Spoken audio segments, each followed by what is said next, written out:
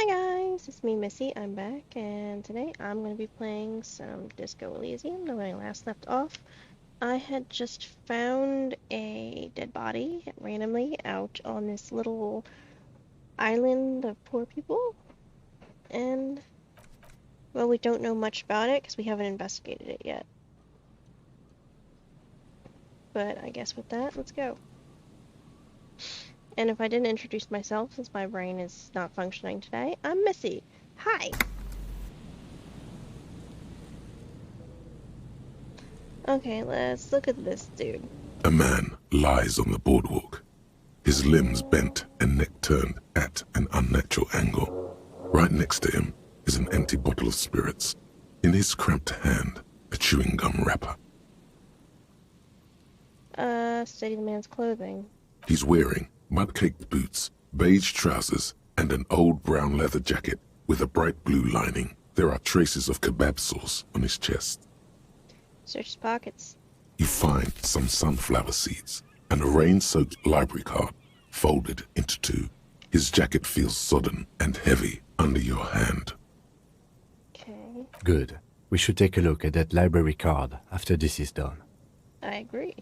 Study the man himself. The man has fallen through a crack in the boardwalk and hit his head against the metal bench. Coagulated blood covers his black hair. One of his feet is still dangling through the hole. A bad fall. It might have been dark outside. This place is a minefield in the dark. Examine his face. His expression is dull, like the sea behind him. Drops of water shining on his mustache. His eyes, empty and wide, look frightening in their frozen gaze. Height, 170 to 175 centimeters. Curly hair, stout build. Age approximately 50 to 60 years. Study the surroundings. There's some dried blood on the metal bench, right where the corpse's head rests. The floorboards are rotten and slippery wet around the hole. An empty bottle lies nearby. A chewing gum wrapper is clutched in his fist. Examine the man's head. A dried chunk of blood covers the hair at the back of his head. An open wound. It's sticky and cold to your touch. This is what killed him. I don't see any other major wounds, do you? No, just this one at the back of his head. Seems like the head wound was fatal. It's exactly the shape of the bench. Step on the floorboards. Examine the bottle. Examine the chewing gum wrapper. Step on the floorboards. Examine the A bottle. .75 liter Tallulah vodka with its cap missing. There's hardly anything left inside. Okay. Tear all around us. Looks at the two other bottles forgotten near the coin-operated viewer. Examine the chewing gum wrapper. Grabowski spearmint chewing gum. Green leaves on the cover. The man's mouth is half agape from the terror of the fall. Look in. The blackness of death. Stench. You think you see white chewing gum too. Confirmed. Nearly the whole pack is there. Solidified on his lower rear teeth. He ate the whole pack, right? It's to cover the smell of alcohol before going home. The worst thing is, I've seen it before. Almost the same scenario. Even the chewing gum. It's always the same. Step on the floorboards. They screech under your feet ominously. It's hard to say whether the dead man's weight was the cause of the boardwalk to break. It definitely looks fragile. You see waves churning below. Something cracks beneath your feet. He could have easily disappeared into the sea through that hole, and you would have never found him. Oof. The entire boardwalk creaks in the wind as you take a step back. Who is this man? Looks like one of the locals. He'd have to know this spot to come here. You don't just walk over here. He looks south the way you came. That's just a lazy assumption. What do you think? This is an omen, a sign from above. Don't start drinking again.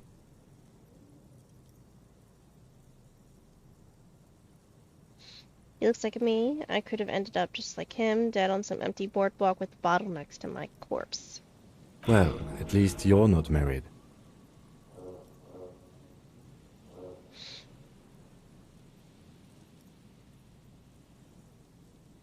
Lieutenant points at the ring on the man's left hand, the flesh around it swollen and gray. Or, what if you are? But let's try to not run ahead. For now, all we know is that he's an unidentified middle-aged man found dead on the Martinez boardwalk. What do you think happened here? Death by misadventure. He slipped and fell through the boardwalk. A truly unfortunate accident. If it wouldn't have been for that bench, he'd be alive.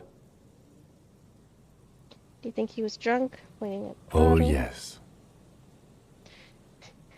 What about alcohol poisoning and liver failure? Some symptoms of acute alcohol poisoning could have definitely played a role here. Severe confusion, respiratory depression, unpredictable behavior. But I think that death arrived through head trauma, not liver failure. Could it be related to the lynching? No, I don't see anything that points in that direction. For now, let's treat this case as a simple, albeit sad, accident, unrelated to the murder case. Okay. Agreed. If this somehow converges later, why not? But keep it simple for now. What about the kebab? What about it? The deceased ate some kebab. It's probably from a nearby place, maybe in the parks. Okay. Sometimes a kebab is just a kebab. Someone should be held responsible for this broken boardwalk. It's dangerous. They'll seal this place off after the news reaches the coalition officials. I doubt that they have enough resources to actually repair the boardwalk. Yeah, I doubt it too. Not that sealing it off would keep anyone away. All it does is keep the city council's hands clean. No. It does seem to be a pretty straightforward misadventure, although there's still a question of identifying the body. What should we do with him? From where I stand, I can see two options. We either take the case and follow the leads to identify the body on our own, or we report back to the station and leave this for our colleagues to handle.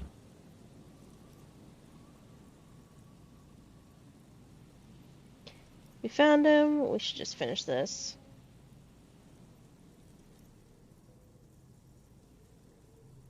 Hold on, what about field A autopsy? field autopsy isn't necessary if the cause of death doesn't appear to be criminal, and this looks like a simple accident to me. I'd say we Okay. should just write down head trauma in the autopsy report and leave it at that. It would save us at least 2 hours of unnecessary work. You're right, I don't see anything criminal here. Let's leave it at that. Yes, but isn't that kind of sloppy? Maybe, but we don't really have much time or resources to spare.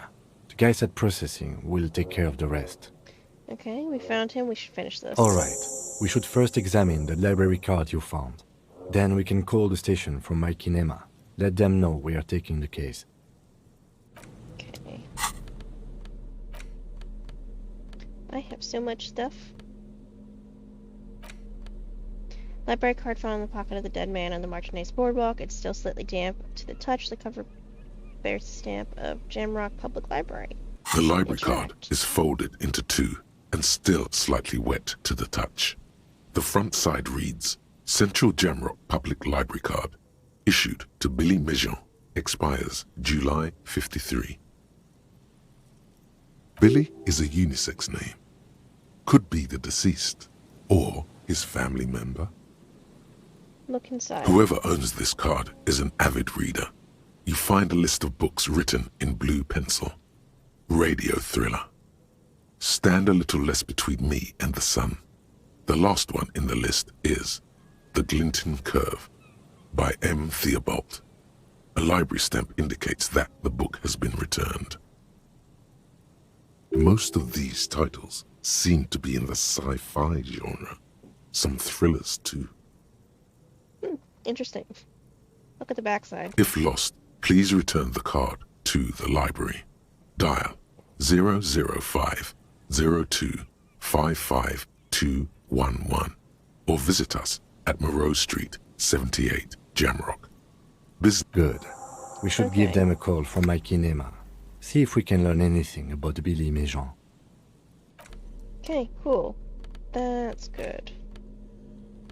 We'll interact with these later. Did I look in this? I don't know. There's if I some did. tear, an empty Leave it.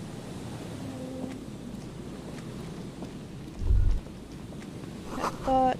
Linchin probably smells like tasty fermentation.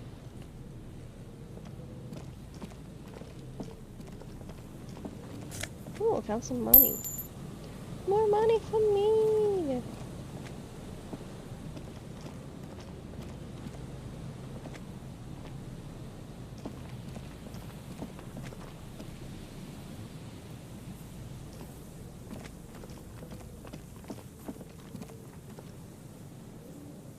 What's this? I can't interact with it, can I? Oh, well, damn.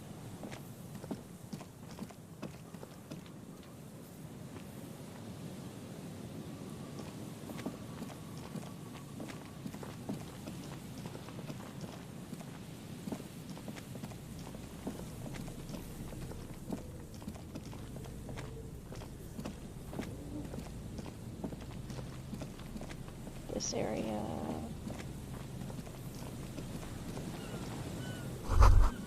Bars cover these long, dusty windows. The remaining windows rattle from a strong gust of wind.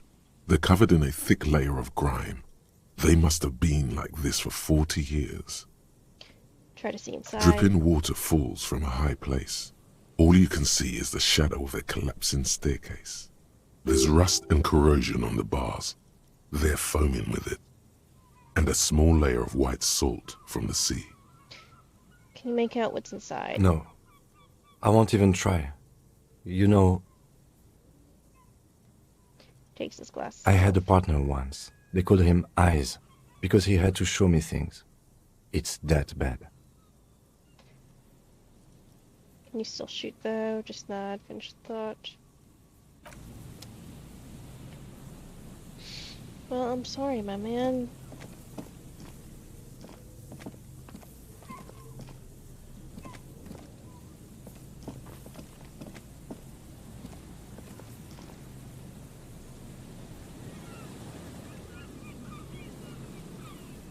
Okay, there's a whole area down here. We'll go back up here though first. I'm going to try and stay on the same task. You see a once bright mural towering above you. The signage has peeled off over the years, but you can still make out Feld Electrical R&D. A slogan used to intertwine with the loops a long time ago. Now, only a shadow of peeled letters remains. It says, "Tomorrow is just a whisper away." Tomorrow's just a whisper away. Looks like tomorrow never came.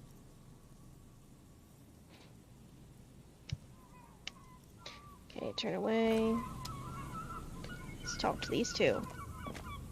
And Mikhail noticed the windows, especially with how there are no windows on the south side. This was to deal with. A blind man stands next to his son, pointing to the weather-worn ruins. He sees you approaching and smiles. You officers, come to investigate the historic subtext of West Martinez? I'm Tran Heilostam. You must be Kim Kituragi, right? I was just telling my son about this building. Not a lot of people realize the historic significance here. Very rich in hypertext. Okay. Nice to meet you. Hold on, hypertext? Yes, hypertext. Young Carp and the collection of cultural hyperlinks. What was that about windows? Oh yes, so Mikhail. They had to deal with monitor glare, especially in the summer. They still had vector monitors back then. That was 49 years ago. So they didn't have windows on the south wall. Interesting. You and Kim know each other? No, I can't say that we've met before, but I've heard of Kim, of course. Mikhail, say hi to the officers.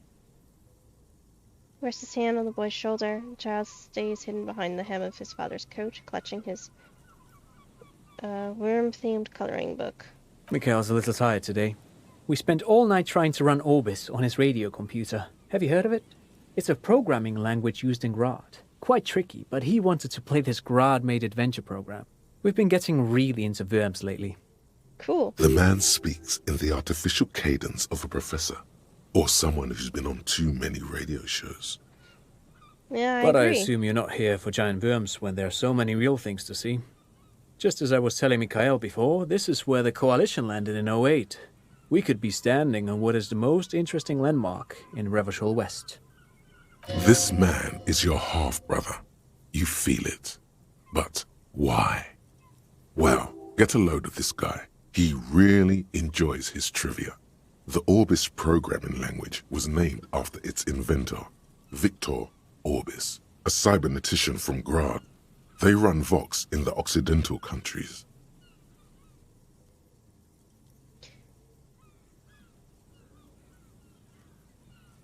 What's so fascinating about an empty building? Aha! But it's not just any empty old building. He raises his hand to his eyes to shield himself from the pattering rain, while four of you turn to admire the mural before you. What not a lot of people know is this used to be the R&D department of Felt Electrical. And Felt, which now sells ink cartridges mostly, was once a top dog in the turn-of-the-century cybernetics boom. Cool. Look at the building looming over you. It looks old and weathered, with seagulls picking apart its stone and metal carcass. Bushy undergrowth has taken hold of the collapsed rooftop. Some kind of bird has set up a nest on a broken windowsill. I don't think I've ever heard of this Feld Electrical. That's not surprising. Only a vestigial ink cartridge and ferrotape manufacturer remains. They started out as a midway electronics outfit in Königstein 2 centuries ago. After an aggressive move to Revachol, Feld became a global player in the emerging personal electronics market of the pre-revolutionary era. Okay, cool. Still, Tricentennial was beating them in business machines. But Feld had an ace up their sleeve, or should I say they were developing an ace up their sleeve. I'm mixing my metaphors here. What was that ace? It was here in Martinez, possibly in this very building, that they developed prototypes for a tape computer. A tape computer? An elegant folding mechanism of rollers and ferrotape ribbons, portable enough to be a take-it-home solution, revolutionizing business machines, possibly even bring them to the average consumer. Which is a feat of engineering even today's giants, Rehm, ICN and ZAM, haven't achieved yet. Indeed. What? The revolution!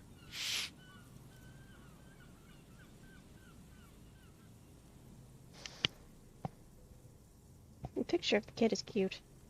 Unfortunately, their moonshot project never made it to the market. Feld's move to Revachol backfired. The revolutionary government liquefied their assets and expropriated those very advanced prototypes. Possibly from this very building, or one of the adjacent ruins. All of this was built by Feld, even the boardwalk. Wild Pines built Martinez proper as a resort for their middle management. Feld built this side of town for R&D. Shane that Feld Electrical built this boardwalk. Yes, they even built a pleasure wheel, but that got destroyed in the war. A pleasure wheel?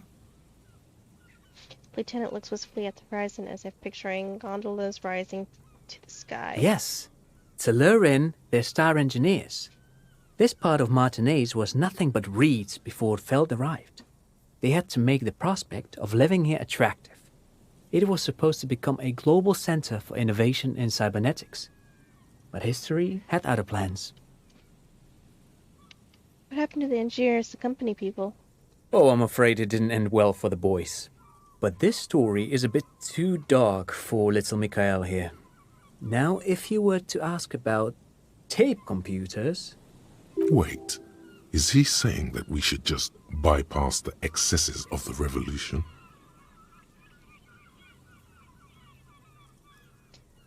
Tape computers, right? Tape computers.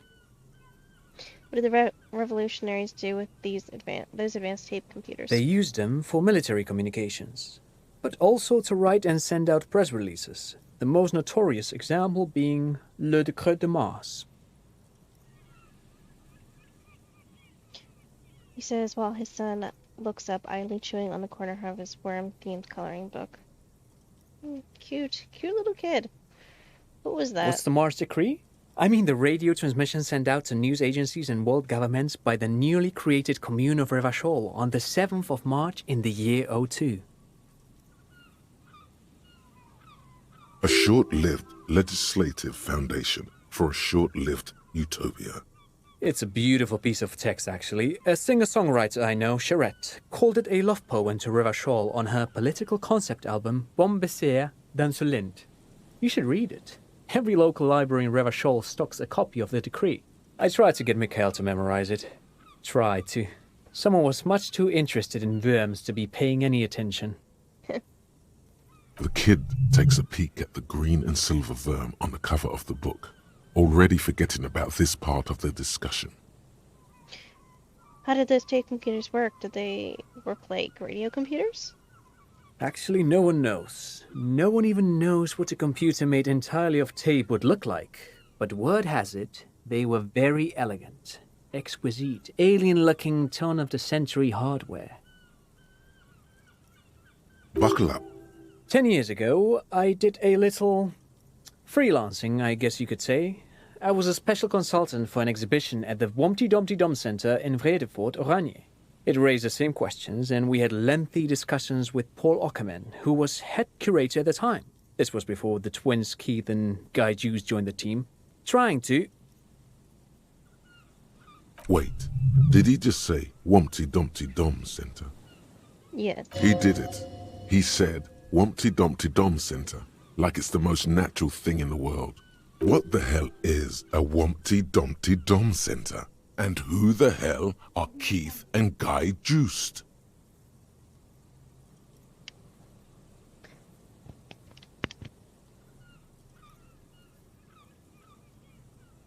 The Womty Dumpty Dum Center for Contemporary Arts. The exhibition itself drew on Lagerman's notion of memory, and so there were some parallels. That's why the head curator, Paul Ockerman, chose to...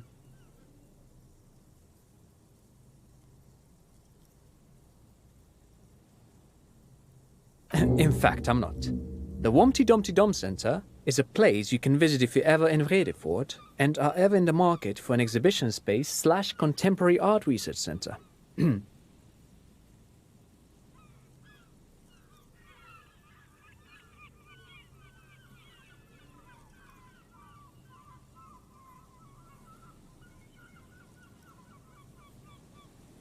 But perhaps I should return to the tape computers.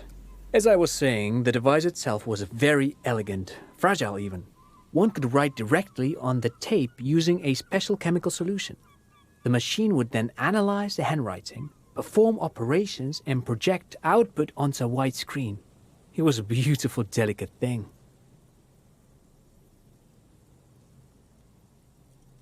Made of black film and folding tape structures. Very, very cool. Though I understand the socio-economic causes of the revolution, it pains me to imagine the revolutionaries setting fire to this precious device. But so they did. The felt playback experiment vanished into the fires of '07.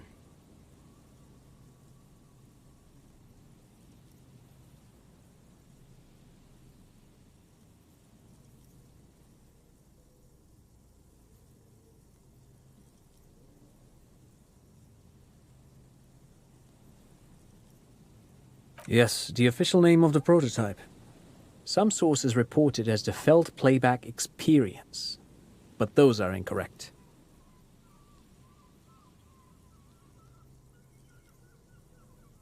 Who knows? Maybe it was an accident, or maybe they didn't want the technology to end up in the wrong hands. Either way, they're all gone now. All 3 versions of the prototype. Nothing but debris and ashes remain inside that building. That kind of sucks. I wanted to ask But of something course, else. what else? You look like someone who has money. Do you have any money? I do have some money, yes, but that's not what's really important here. Okay, well then what is important?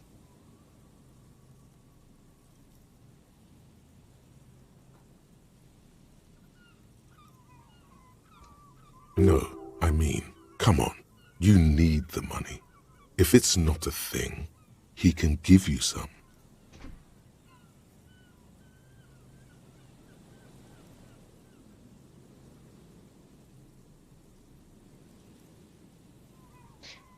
Could I have some of that unimportant money then? Oh, no, I don't have it on me, officer. I was talking in more general terms.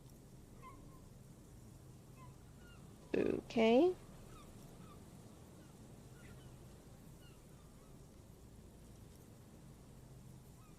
I'm just spending time with my kid here, showing him around the lesser-known parts of our hometown. It wouldn't be wise to carry huge amounts of cash on such expeditions.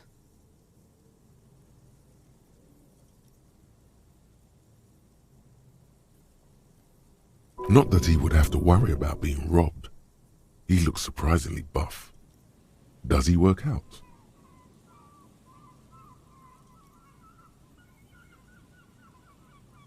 By the way, do you work out? I do some Lomantang stick fighting now and then. Lo Mantang stick fighting is a form of martial arts originating from the island of Lo Mantang. It uses slender wooden sticks for confronting the opponent.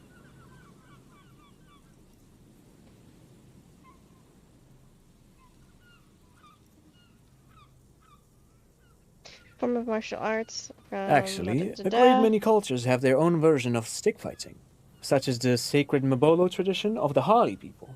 The name deriving from the butterfruit tree traditionally used for crafting the long, slender sticks, whereas the sticks used in other cultures... You doze off as he paints you a comprehensive picture of the history of stick fighting among mankind, seasoning it with unexpected pop culture references.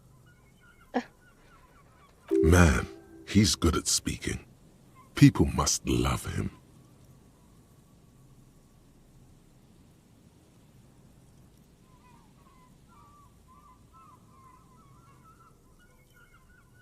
But anyway, I'm boring you with details again.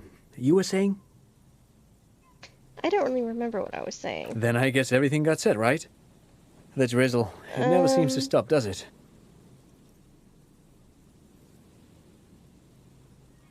Great, thanks for all the interesting information. No, thanks to you for having me and little Mikael here to pick your brain.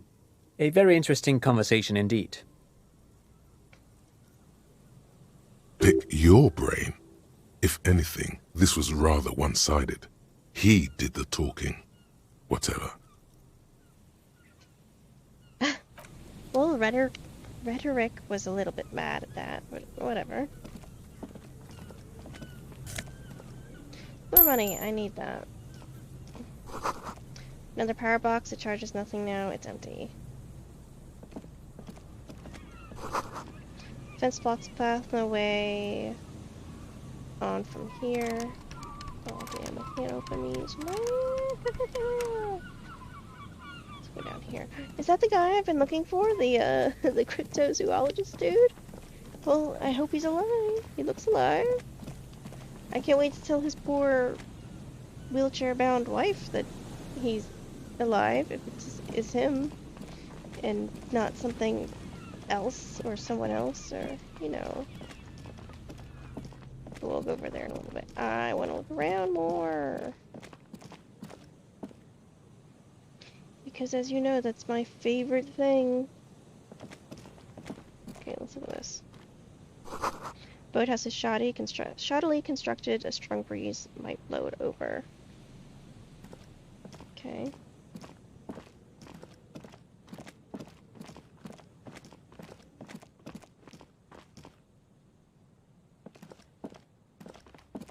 A scattering of bullet holes is spread across the cracked wall, reaching from one corner to the other.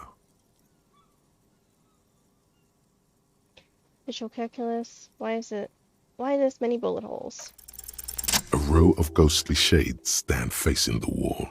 God, There are that's so many cool. of them, a dozen at least, their heads lowered and eyes blindfolded. It's quiet, no sound, no movement. 10 meters away, other shades are lined up in an orderly manner, automatic rifles primed. A gust of wind blows by. The coats of the firing squad flap slowly in the breeze. A single person stands on the side. Droplets of rain fall on the wooden planks, the surrounding sand dunes. The clouds block out any rays of light. A long time has passed since the moment of this fusillading. Rain and brine have since washed all the blood away. Not a trace remains. What is this? The abundance of bullet holes leads to two options. Either an inordinate amount of executions were performed here, or they did not use a conscience round, where only one soldier has the loaded rifle. Looks like this was a mass execution with everyone fully armed. Look at the people against the wall. A host of men, probably in everyday clothes, ragged from the conflict and covered in dust. They were not sitting, a common practice for executions in some nations, as demonstrated by the height level of the bullet holes. Okay. They stand, facing the wall. It's impossible to discern any details about their personality or background. Ordinary people, familiar, each and every one of them. Who are they? Collateral damage on the path toward normalcy and progress. Such is your belief, officer. Look at the line of soldiers. 7 men in combat uniforms and dark coats, holding automatic rifles aimed at the people. Soldiers from some side, but from which one? Look at the people standing on the side. The commandant, the one who gives the order. Machine gun fire crackling through the air. The lights of the muzzle flashes dancing on his face. Kim, who was who in this execution? I don't know. I don't know who died here, lined up beside that horrible wall. It could have been any of the parties involved in the revolution. Perhaps the ones executed here were the loyalist conservatives, killed by the communists at the start of the Civil War. Or it could have been the communists, put to death during the last stretch of the conflict by the coalition forces. Remember what Trent Heidelstein said about Veld? What if this was the Feld personnel when their assets were being seized by the revolutionaries? Another likely scenario.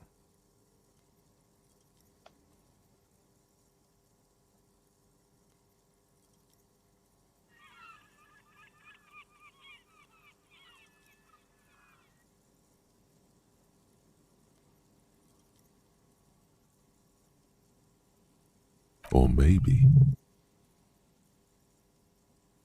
You mentioned coalition forces. Could this have been them against the wall? Yeah.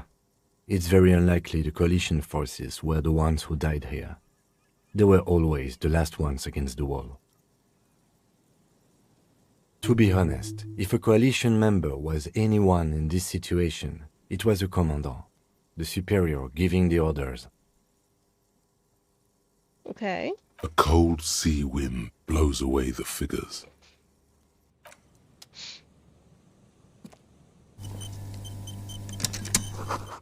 Ancient paint is peeling off the roof of the shaded bench covered in rust.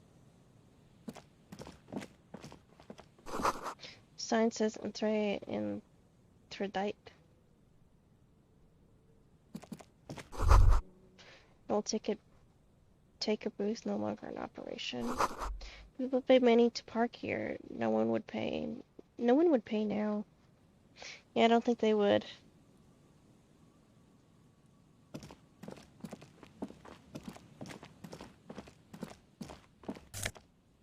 More money.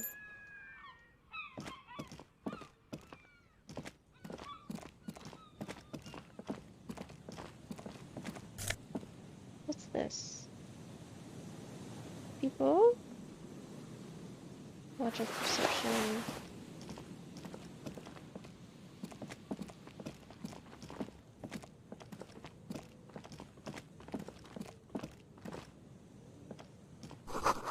Door is not only barred shut, it is inaccessible.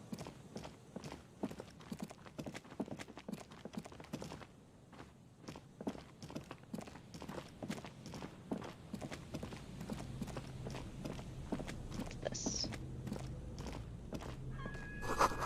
No boat in the boathouse today. Oh, magnesium and oversized superstar sunglasses. Hey, superstar cop has come back again. Building morale.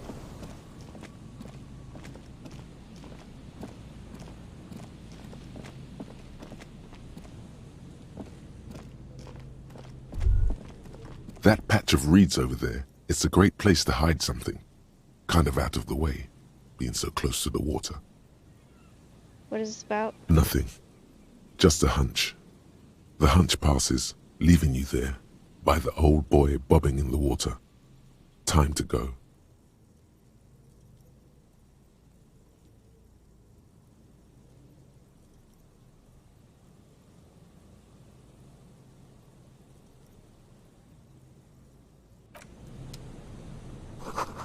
Buoy bobs in the water. The number on it says 11. Soviet military blockades are riddled with bullet holes crumbling.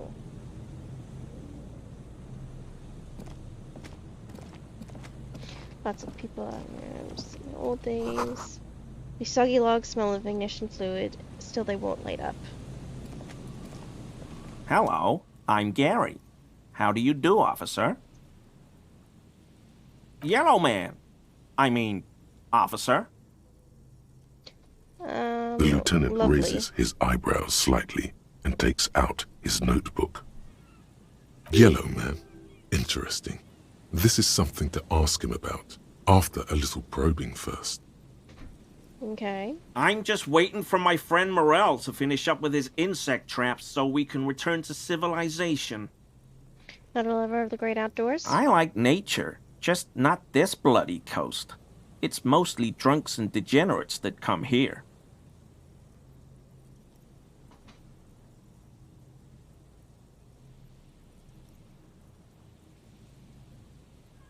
Degenerates, this man respects authority too much. To see the truth inscribed upon thine own visage. Pretend thou art a paragon of virtue. Nobody's perfect. I'm sure you've been tempted to Oh, drink. I've been tempted. But someone has to stay strong for Revocol.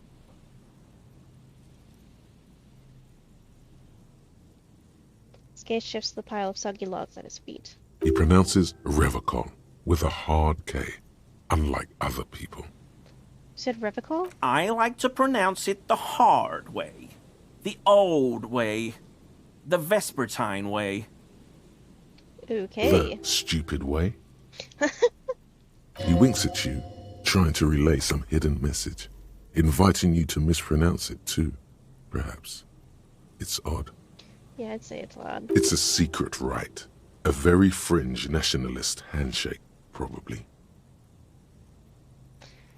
Do you know anything about the man hanged behind the whirling in rags? Oh, so that's what the RCM in Martinez is about. Great. Great to hear someone's finally taking care of that. So you do know something about it? No. Nothing. He was some kind of mercenary. But everyone here knows that. I'm just glad to hear you're looking into it. That's all. He didn't kill him or anything, but there's something going on here. You cryptozoologist too? No. I help Morel with research sometimes, and I've learned some things along the way. But I don't usually go in for picnics like this on my own. You were surprised to see my colleague, Lieutenant Kitsuragi. Not many Sealites here, or anywhere, other than Sail. I meant no offense, truly. Lieutenant is a native of Revachon. Oh, yes. Of course he is. I was just speaking about his connections. Let's change the subject, okay? Sounds like some conspiracy topic. You might be able to discuss it with him when the lieutenant isn't here, if you can remember it. Perhaps. Is this your mug? Hold up the yellow My man mug. mug? Why would you think that? You said yellow man. That's not something many people go around saying. Really? I hear it all the time. All in jest, of course. No offense meant to anyone.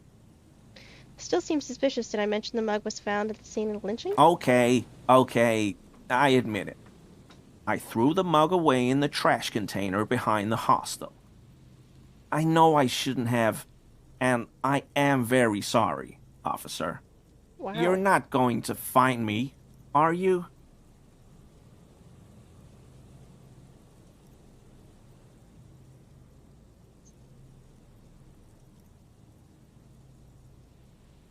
Nah, Gary, I just want information. Whew.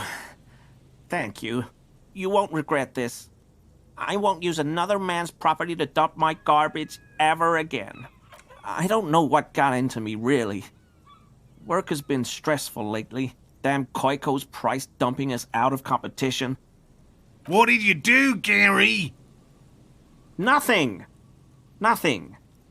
Just answering some questions. Helping out the law. How did you get into the trash container?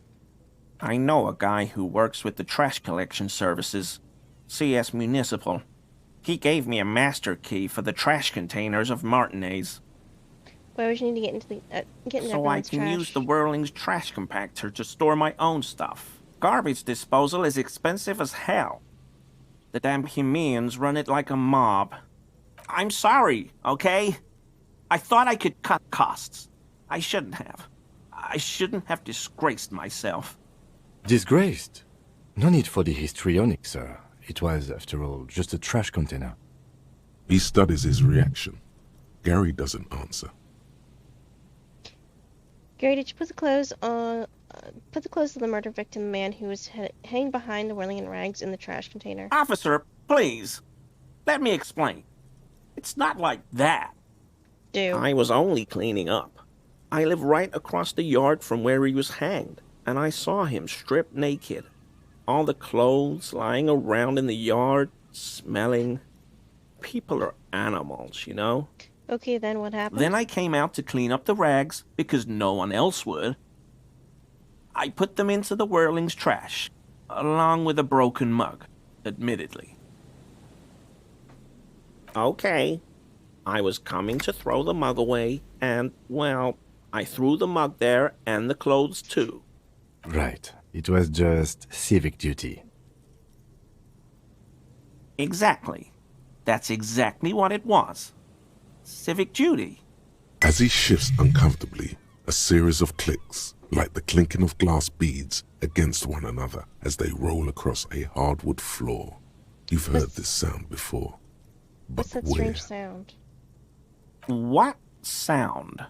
That clinking I just heard when you moved. Really? There's lots of weird stuff out here in the reeds, though. Insects, trash. Could be the wind shifting some garbage nearby. You wouldn't have anything. You wouldn't know anything about the victim's missing armor, would you? Armor? No. I mean, yes. Of course. I know he was wearing armor. But I don't know anything about it. An infant could see he's not telling the truth, but he's too scared to admit more wrongdoing.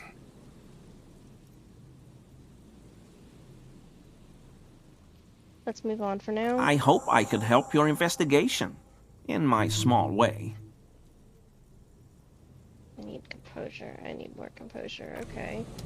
Composure. Composure. Clothing. Composure. Fair. Perception. Logic.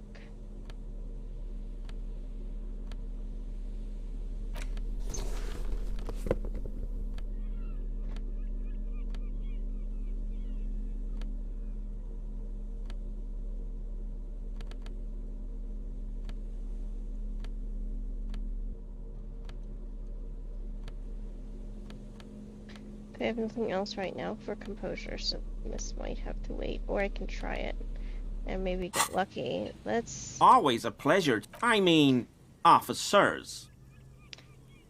try it again. Let's try it. That shirt Oh my looks god. very uncomfortable on him. Look at the buttons, barely keeping that thing together, as if something is ready to rip out from underneath. Something more underneath it. Yes, like a piece of ceramic armor, for example. One that makes a clicking sound when the plates meet each other, resembling pearls or marbles, stolen from the corpse in the yard near where he lives. I see you're a connoisseur of high-quality combat gear. I knew you'd figure it out, officer. I'm sorry I didn't tell you at once. I was ashamed of what I did. And I didn't want you to know. We're not detecting falsehoods, sire. He's gearing up to admit the truth. Gary, what's going on? Later, Morale. I've got apologizing to do. No, you've got explaining to do.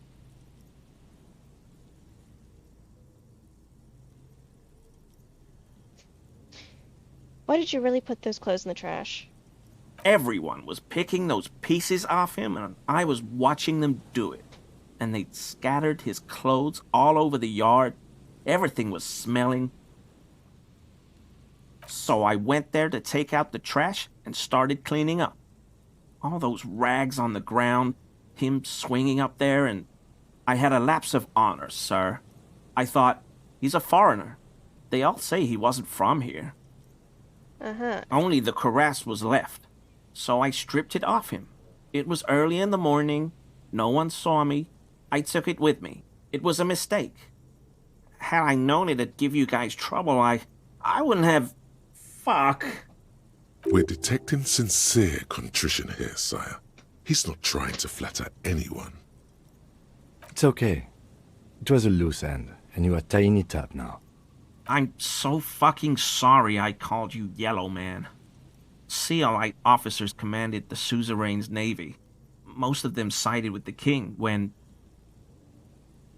They were thoroughly conservative men, he realizes suddenly. It's difficult to say what the lieutenant thinks of this historic apology. His face does not belie emotions. Why did you lie to me, Gary? Because I was weak. I should have told you the moment I saw you. But The hell, Gary? You in trouble? I'll explain later.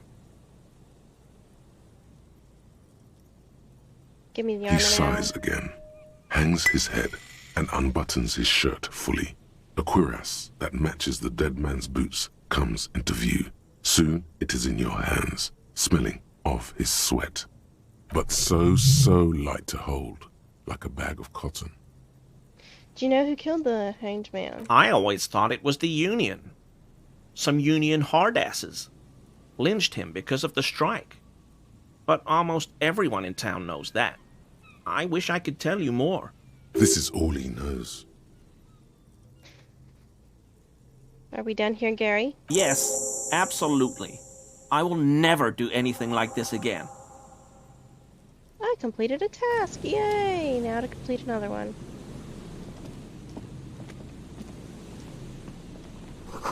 Tiny cage is carefully constructed.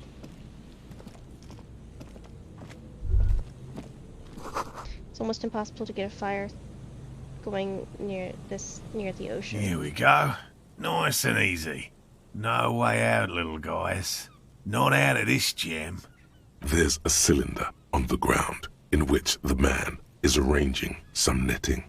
It looks like some kind of trap. He notices you. Who's there? Oh, the police. Hello, officers.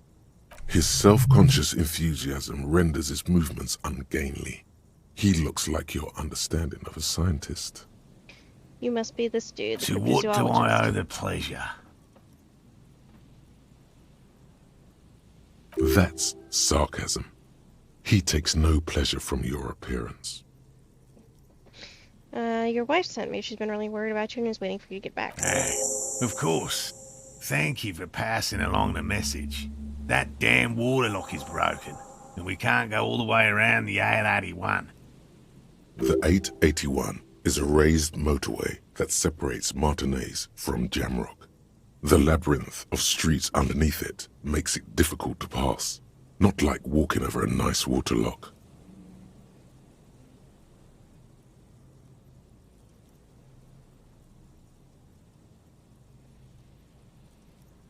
Yeah, that was me. I broke the water lock with my motor carriage, but it's fixed now. You can go. You broke back. the water lock with a motor carriage?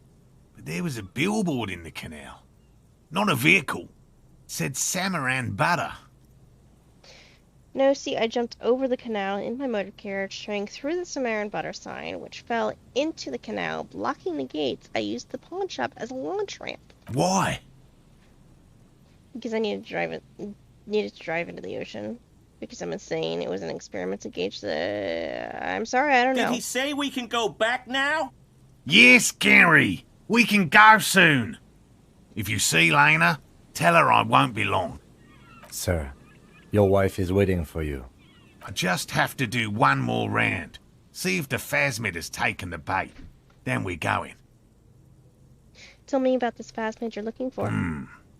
Well, first of all, it's damn difficult to find, which is why we've been knee-deep in the reeds laying traps for it.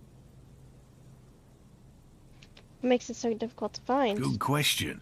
Being a phasmid of the order Phantasmodea, a ghost insect, it disguises itself as plant matter.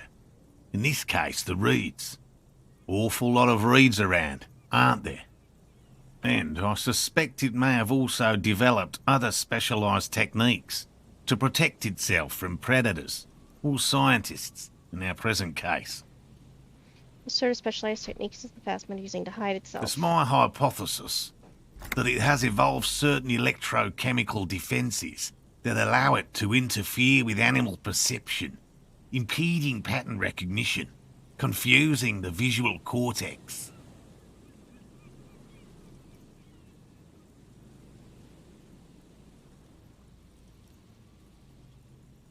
But I cannot describe how these defences work, much less how they evolved, without studying a live specimen. Yes, it makes perfect sense. You're beginning to suspect there's something paranatural about this phasmid.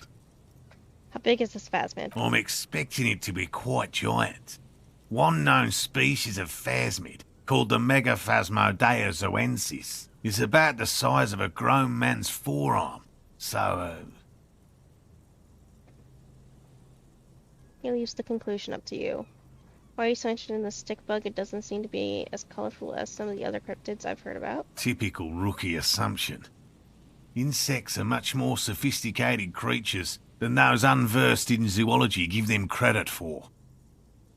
Even simply catching a glimpse of the Insulindian phasmid would be the apex of of any cryptozoologist's career. But to study it and its defences, find out how it stayed hidden so long. What have you discovered about this so far? Very little, I'm sorry to say. No one's ever captured a specimen, so all our information is based on first and third-hand accounts. So no one's ever found one? Not yet. That's what makes it a cryptid. Just out of curiosity, if there's no proof of its existence, how do you know it's real? I know it's real. It's clear that his obsession with the phasmid is driven by something more than the pure pursuit of scientific advancement. By which I mean, I've heard enough first-hand accounts to believe quite firmly that the Insulindian phasmid is more than mere superstition. Lena said there has been a sighting of it here in Martinez. Yes, the most recent sighting was by a couple of teenagers along the coast here. That's what brought us to Martinez specifically. It's the first credible sighting in several decades. Admittedly, it's an unusual location for this species, but with all the sewage runoff upstream, it probably doesn't matter much anymore. The Insulindian phasmid has died out. I have to resist the thought. Such an extraordinary creature is doubtlessly highly resilient. After all, it's generally thought to be capable of parthenogenesis. He means asexual reproduction. The females of the species don't need to mate to produce viable eggs. This makes it easier for a species with a small population to survive. That's pretty clever. Yes, the Insulindian phasmid is a very clever insect. That's why it's so damn difficult to catch. But as a scientist, I'll try my best to remain dispassionate. Tell me more about these traps. Well, You designed the traps? yes. How did the traps work? Simple. Attracted by the locusts, the phasmid crawls down the funnel and, having eaten its fill, can get back out. At least, that's the intention. The net isn't a perfect solution, but we didn't want to use anything that might damage the specimen's delicate exoskeleton. What are you using as bait? Locusts. Nearly all known phasmids are herbivores, of course. But we've hypothesized that the Insulindian phasmid might occasionally prey on other insects. That makes sense. Inside the traps, a number of locusts crawl and tumble over one another in a tiny, chittering swarm. A meat-eating stick insect? Does it pretend to be the reeds as part of its ambush behavior? This seems unlikely. Carnivorous insect seems unlikely. Thank you for your opinion. We have also included plant material in the traps to satiate your skepticism. Not a big fan of skepticism, this one. What do you do if these traps don't work? They'll work, I assure you. The predatory hypothesis, using locusts as bait, accounts for the failure of previous efforts by other teams, which use plants. We have given this some thought. The traps do seem to be deftly and thoughtfully constructed. It's clear the cryptozoologist's wife knows what she's doing. Let me ask you about something Yes. else. What? How did you become a cryptozoologist? I've just always liked animals and puzzles. Searching for cryptids is a bit of both. He seems reluctant to talk about himself, but he'll open up, if you prod a little.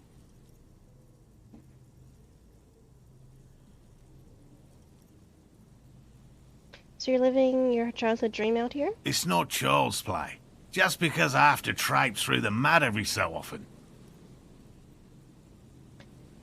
Why not just be a zoologist where animals are puzzling too? Real. I know you think one is a respectable profession, while the other is superstition. Everyone does. I don't. It's a profession just like any other. Indeed. My methods do not differ from other scientists. I simply draw upon a wider variety of evidence. And I have more hope that something truly surprising might happen. And does anything truly surprising ever happen to you? No, as I said, I have yet to catch a cryptid, although I have come close. Close enough to keep trying. What kind of evidence do you use? Everything from forgotten regional lore to newspaper accounts, like the one that brought us here, to look for the phasmid. I keep a very open mind. He's interested in things that people believe that scientists don't. You think other scientists don't listen to the ordinary people enough? Most establishment scientists only care about reputation and remuneration, not real research. And certainly not the truth. They're a cowardly lot, and both the field and basement archives can be dangerous places. So you have never discovered a cryptid? No. Very few cryptids are ever discovered, and not for a lack of trying.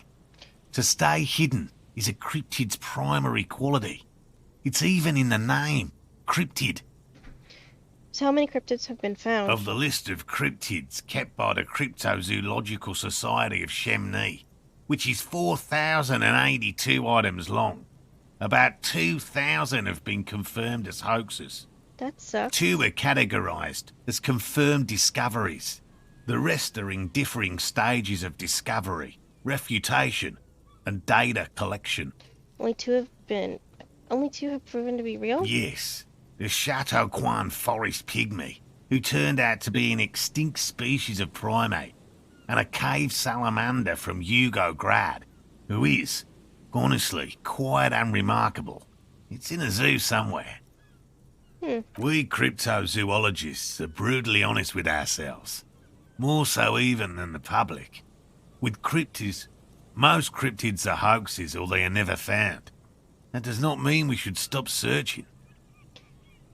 Not approvingly, then the Insulindian phasmid will be the third. Indeed. If our expedition is successful, every paper in the world will report on it.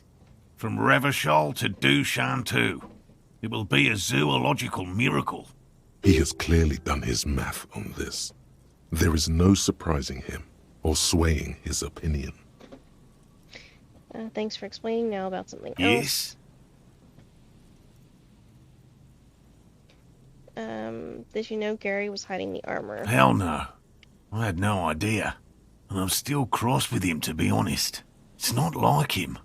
He's got his quirks, but dishonesty, disloyalty are not one of them. Thanks. Lena seems pretty eager for you to return. And I'm eager to return to her, I assure you. But I can't leave before we finish with these traps. My wife understands that just as well as anyone. Come on, Morale.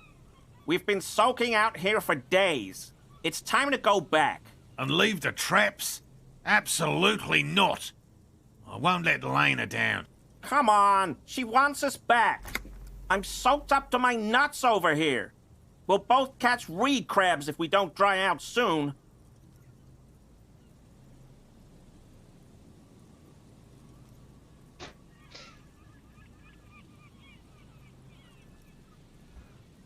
Didn't know the Phasmid was so important to Lena. Of course it's important to her. She's seen it. A verified sighting, on record. One of only 4 this century, and it's hers. Really, she cited the Phasmid. She didn't tell me that. Yes, that's how we first came to know one another, in fact.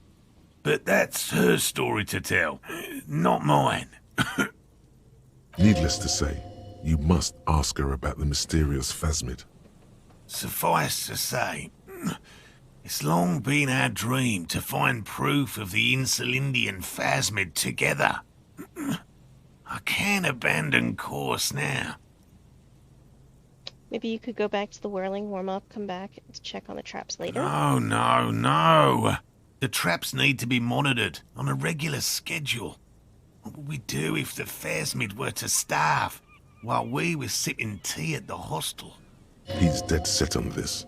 I could go for some trap setting. What if we check the traps I for didn't you? expect you to take such an interest in our work here, officer.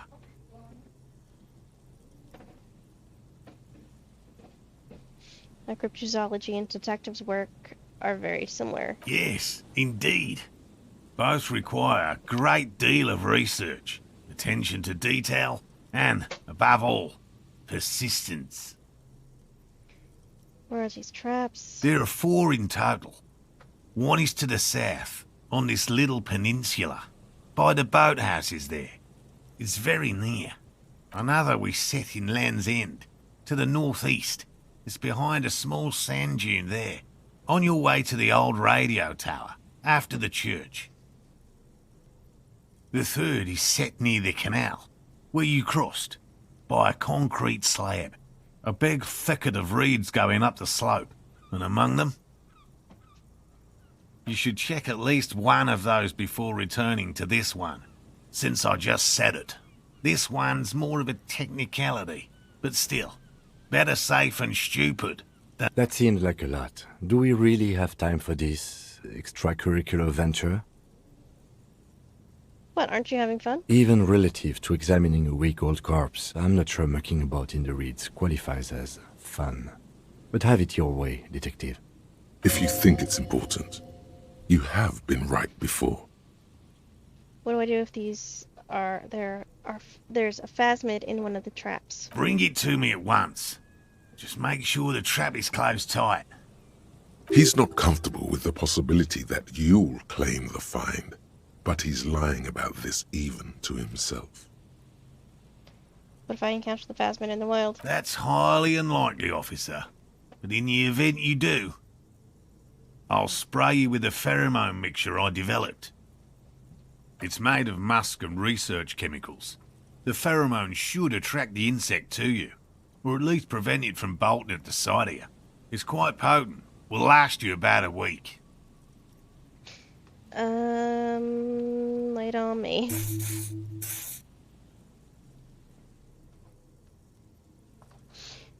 He douses you with the odd-smelling spray, double helping as you present the other armpit, and then gives you a satisfied nod. I hope you're not buying this. He dispenses it without letting you touch the canister, so it would be precious like holy water. It is precious. A single dose cost me 50 real to develop. Not that I expect you to understand self-financing one's own research. I'm ready, let's go. Right, which means you two can pack up and go back to the whirling. Finally, someone's talking sense. Thank you for your help. Gary and I will start breaking down camp. If you have any more questions, now's the time to ask. We'll be gone once you get to it. If it's more cryptid-related business you want to discuss, you'll have time for that later too. But what if the information is vital? On the hunt. Okay, going.